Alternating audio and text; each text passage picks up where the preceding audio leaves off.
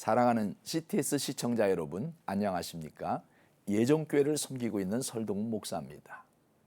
오늘은 에베소서 6장 1절로 4절의 말씀을 근거로 해서 믿음의 명문가가 되자라는 주제로 말씀을 드리고자 합니다.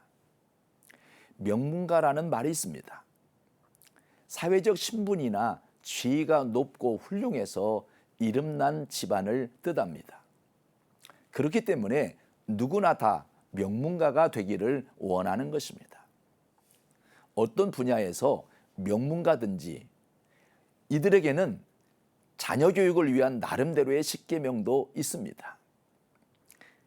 대통령의 가문 케네디 가에서는 식사 시간을 소홀히 하지 말라고 교육하므로 식사를 통한 가족 모임을 중요시했고, 스웨덴의 금융가와 기업가로 유명한 발렌베리 가에서는 존경받는 부자가 되려면 애국심부터 가르치라고 하므로 나라 사랑을 중요시 했습니다.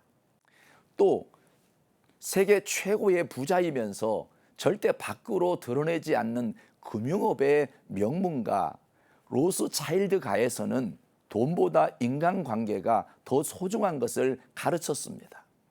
뿐만이 아닙니다. 공자는 질문을 많이 하는 공부 습관을 갖게 하므로 궁금한 것을 풀어감으로 창의력을 갖게 했고, 톨스토이는 평생 일기 쓰는 아이로 키우라고 말하므로 글쓰기의 중요성을 어려서부터 가르쳤습니다. 또 인도의 시인 타고르는 부모와 자녀가 함께 모험 여행을 떠나라고 말하므로 여행의 중요성을 깨닫게 했고 강조했습니다.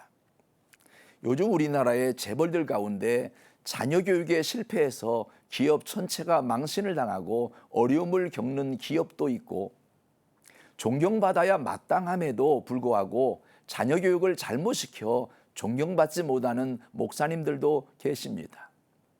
중요한 것은 무엇으로 명문가를 이룰 것인가가 중요합니다. 우리 신앙인들은 믿음의 명문가가 되어야 합니다. 이것이 하나님께 영광이요 우리의 삶의 행복을 이루는 비결이기 때문입니다. 성경에 보면 예수님께서 이런 이야기를 하신 적이 있습니다. 어떤 동네에 큰 부자가 있었는데 밤낮 좋은 옷을 입고 좋은 음식을 먹고 쾌락을 즐기며 밤낮 자색 베옷을 입고 현재에 관심을 가지고 늘 파티하며 즐겼습니다. 한마디로 현실주의적인 삶을 살았습니다. 그러나 그 사람의 대문에는 거지가 있었는데 그 이름은 나사로였습니다. 그 거지는 그 부잣집 밥상에서 떨어지는 부스러기를 먹고 살았습니다. 그런데 그의 관심사는 영혼의 문제에 관심을 가지고 있었습니다. 세월이 지나 이 부자도 죽고 거지 나사로도 죽었습니다. 그런데 성경은 말하기를 부자는 음부로 내려갔지만 나사로는 천사들이 와서 그를 받들어 아브라함의 품, 즉 낙원으로 데리고 갔다고 말합니다. 이 이야기는 사람이 죽으면 한 줌의 흙이 된다고 생각하는 사람들에게 예수님은 이 세상 저 건너편에 참되고 영원한 삶이 시작되는 것을 말씀해주고 계십니다. 이것이 나사로와 부자를 통해 주신 메시지입니다. 오늘날 자녀 교육의 본을 보이신 믿음의 가문 중에서 제가 존경하는 분은 강영우 박사입니다. 그분의 자녀들은 아버지가 시각장애이기에 점자 동화를 들으며 자랐습니다.